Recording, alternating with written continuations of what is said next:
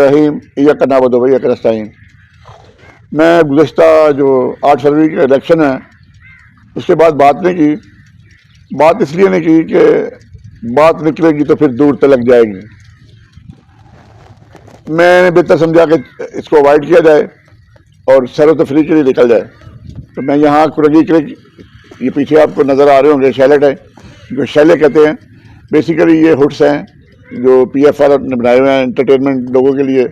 یہ لوگوں کے لیے تو نہیں ہوگا، پہلے پی ایف افسران یا سروسز والوں کے لیے ہوں گے۔ بہرحال ہمیں بھی یہاں مل گیا، جگہ مل گئی کسی ذرائع سے۔ تو 8 فروری کے الیکشن میں خاص طور پہ آج NH71 سیالکوٹ 1، کیونکہ میرا تعلق بھی وہاں سے ہے، میں اس کے متعلق بات کروں گا۔ ہم کم از کم 3 کاریں لاہور، چونکہ میں شفٹ کر گیا لاہور میں، لیکن میرا پرماننٹ اور میرا بائی کار لاہور میں سیالکوٹ میں ہے، تو میرا ووٹ بھی ادھر ہی ہے۔ ہم یہاں تقریباً 20 بندے گئے تھے اسپیشلی ووٹ دینے کے لیے، اور ووٹ بھی دینا تھا عمران خان کو۔ تو اب وہاں جا کے میں نے دیکھا کہ پی ٹی آئی کا کوئی ہے ہی نہیں ہے، وہ جو اپنا ووٹ کے نمبر وغیرہ دیتے ہیں۔ تو ہم نے پی پی پی والوں کے ساتھ جا کے وہاں سے اپنے ووٹ نکالے، اور وہاں ہر بندہ جو ہے وہ صرف اور صرف ووٹ دینا چاہتا ہے ریانہ ڈار کو، پی ٹی آئی والے کو، کیونکہ وہ شیر نہیں ہے، وہ حالانکہ یہ عثمان ڈار بزدل نکلا ہے، لیکن چلے وہ کہتا ہے جی میں نے اپنے معاملات اللہ پہ چھوڑ دیے ہیں، اور اس نے للکارا بھی ڈی پی او کو بھی اور خواجہ اصف کو بھی للکارا، لیکن خواجہ اصف کی بے شرمی پہ میں قربان جاؤں۔ یہ وہ بندہ ہے جو پارلیمنٹ میں کہتا تھا کوئی شرم ہوتی ہے، کوئی حیا ہوتی ہے۔ تو اب سوچنے والی بات یہ ہے کہ کس کو نہیں ہے یہ شرم اور کس کو نہیں ہے حیا۔ ہر دفعہ ووٹ چور ہو، پچھلی دفعہ بھی آپ ہار گئے، جنرل باجوہ سے بدل دی کہ جنرل باجوہ صاحب میں ہار رہا ہوں، تو جنرل باجوہ صاحب ایز بلڈ آؤٹ ہم۔ لیکن اس دفعہ تو جب وہ سارے رزلٹ ہم کو، مجھے تو مین سلسلہ یہی تھا کہ 71 کا میں رزلٹ دیکھ رہا، تو لاسٹ 6 پولنگ اسٹیشن کا رزلٹ رہ گیا تھا، اور خواجہ اصف یہ جو رنگ باز ہے سیالکوٹ کا، یہ 50,000 ووٹ سے ہار رہا تھا۔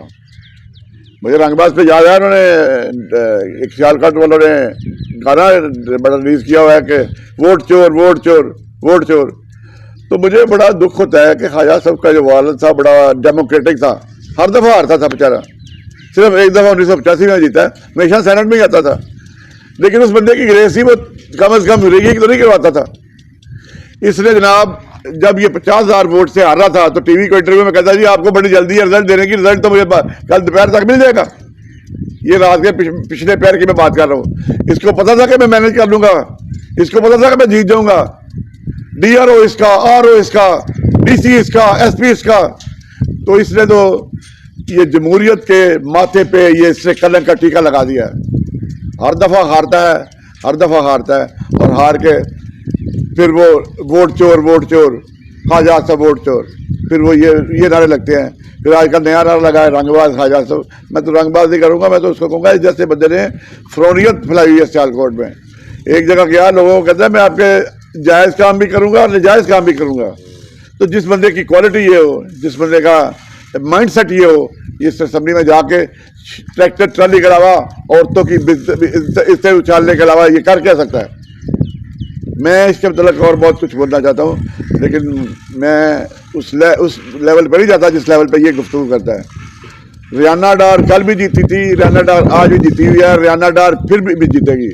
اور یہ جو ووٹ چور ہیں ان کے منہ کالے ہوں گے۔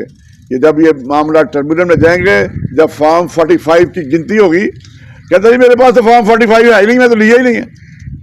اندازہ کر لیں، پورا سلیم وہاں بنایا ہوا تھا ہیڈ کوارٹر اپنا، اور یہ خواجہ اصف بندہ ہے جو الیکشن میں ایک پیسہ نہیں لگاتا۔ لوگ اس کے لیے پیسے لگاتے ہیں، انڈسٹریلسٹ پیسے لگاتے ہیں، لیکن اس دفعہ غریب آدمی نے 8 فروری کو عوام سے یکجہتی کی، عمران خان کے لیے نکلے، اور عوام نے عمران خان سے یکجہتی کی، اور یہ ثابت کر دیا کہ کسی ووٹ چور، کسی رنگ باز کا سیالکوٹ نہیں ہے۔ سیالکوٹ اگر ہے تو وہ عمران خان کا ہے۔ فاطمہ وزارت اسی کے ساتھ اجازت دیں، انشاءاللہ آئندہ دنوں میں پھر بات ہوگی۔ السلام علیکم ورحمۃ اللہ وبرکاتہ۔